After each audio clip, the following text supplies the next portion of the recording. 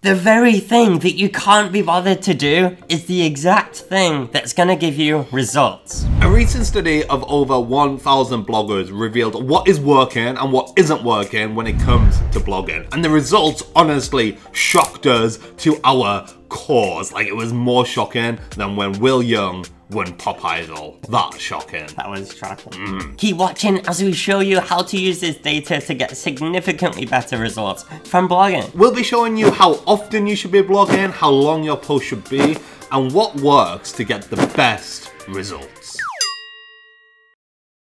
This study was done by our hero and SEO god, Andy Crestodina, who is one of the smartest guys in marketing, and he's just so dreamy.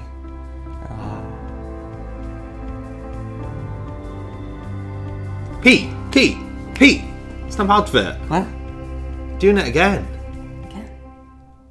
Firstly, how long should you be spending on blogging? 20 minutes. No, Pete, shut up. The data shows that the average blog takes 3.5 hours to write, which is actually an increase on previous years. But is it enough? Well, actually, Pete, no, it's not, because the data also shows that those who spend over 6 hours writing their blogs are 56% more likely to see strong results.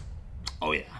And yet only 13% of people do it? That's crazy. And if we combine that with blog length, you'll see that the average blog is 1,151 words, with only 8% of people writing over 2,000 words. That's insane if you think about it, like, actually insane. We all know that Google loves longer form content. If you want to rank in Google, you need to write more than 500 words, duh. So why do we know it? Like, why does no one do it? Why does no one do it? Actually, Pete, 8% of people do it. So let's not shout at everyone. No, okay. Well Well done, done, you 8%. 8%. And Pete is angry, guys, because 50% of people that write that long-form 2,000 plus content are reporting strong results. And yet only 8% of people are doing it. Actually, he's not mad. He's disappointed. Just disappointed. We need to get our asses into gear. If we want blogging to work for us, we need to put in the effort. In fact, if you read the full study, and I'd highly recommend it, the link is in the bio below, please go check it out. Everything in this study suggests the very same thing. All of those things that you either can't be bothered to do, or maybe you just don't have the time to do, are the very things that are actually going to give you strong results. Less than 12% of people guess blog, but you're 30% more likely to see strong results if you do. Less than 19% of people add video into their blogs, but yet over 37% of people who do see strong results. Less than 25% of people publish original research, and yet if you do it, you're 60% more likely to see successful, strong results. And it goes on and on and on and on and on and on and on.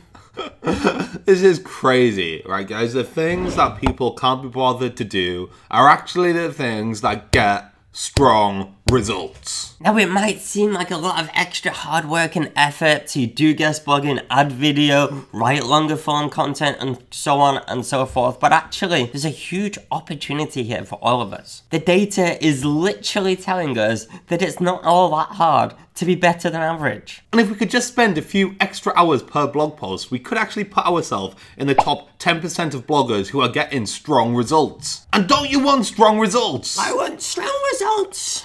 Yes. It's like climbing a tree to see the view from the top, but only stopping halfway where you can't actually see a thing. The payoff is only going to come when you've reached the top, when you've put in the effort, and that's when you'll start to see results. Did you come up with that metaphor yourself? Yeah, I did. You can tell. Basically, guys, just writing a really short average blog is not going to get you the results that you deserve. You're going to be stuck halfway up Pete's metaphorical tree, and no one wants to be stuck on Pete's metaphorical tree. Do they? No, but seriously, no one wants to be on your metaphorical tree. Especially not halfway. Like, if you're going to climb Pete's tree, you might as well go to the top. It's quite a way. Alright guys, what do you think? Are you up for the challenge of being in that top 10%? Or do you want to be stuck halfway up seeing no results? Let us know in the comments, are you the top of the tree or are you stuck halfway up? I want to be at the top of the tree! I'll do up here. I've been Andrew. I've been Pete. Make sure you do check out Andy Crestodina's article. It is in the description. Awesome. And we will see you same time, all together now. Next time. It's so not catching on. No one has even mentioned how great it is. No one's never mentioned it. No one watches to the end of our videos, clearly. Gareth Gates was robbed.